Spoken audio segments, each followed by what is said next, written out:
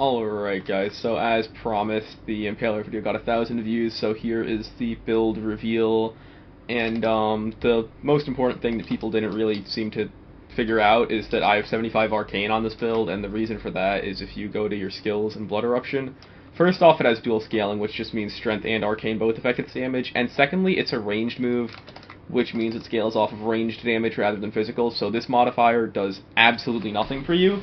The entirety of like your percentage damage is from ranged and, well, obviously your crit multiplier. But you also need to have luck needs to be your highest stat by at least 1 point just to make sure that you have the proper Vastic Glaive ability, which is the one that gives you plus 80% crit chance when it procs, and that will display as like a little luck symbol down at the bottom. I'll show it later. For my gears, it's Crystal Sphere and Coagulated are like mandatory, and the other two honestly don't really matter. I just use 7 Leaf for the drops, and Quiver is just to apply Sunder, but you could use like anything instead of Quiver really. Spiked Steel Ball works, or like whatever else you would want to use. Vainglorious if you're doing like Thorian or Yarthel or something. And everyone's here. I think we're ready to start. I don't have energy pots for this guy, so I'm just gonna run to the top, and they got that. Oh, they'll figure that out.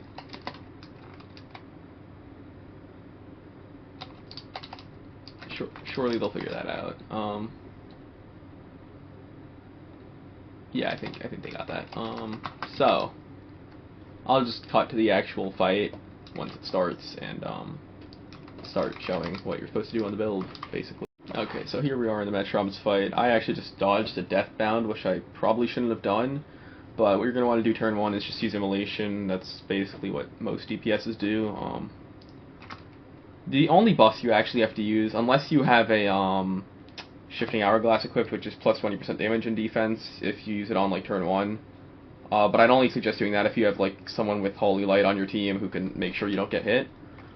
But other than that, you just use Immolation and bulk up. There's not really too much setup. And then the actual way to proc Vastic Glaive, a lot of people misinterpret it. If you just spam Strike, yes, it will eventually happen, but that's really not efficient.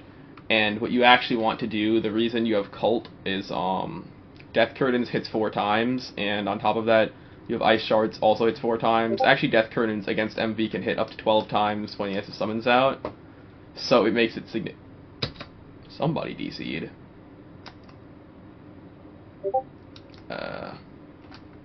Well, that's our Saint gone, but as I was saying... Oh, wait, that's not our Saint, that's our Hexer. Okay, well, here's my luck up, so I don't have any... Yeah, okay. Let's hope I double roll energy, because if I don't, that was just useless, and I can't demonstrate the thing. I'm also not really that low. Ideally, I would be lower. Well, that does let me get lower. That lets me get even lower. Just I need to roll double energy. Okay, I do roll the double energy. That's huge. So now, what you're gonna do is you have the luck up, so you just Blood Eruption here. There's no Hexer, no Metrom's Grasp, no Blizzards. This is cooked as hell because our Hexer DC'd, but that's 2k damage with literally not a single, like, buff, pretty much, outside of the ones I get from myself. And obviously full heal.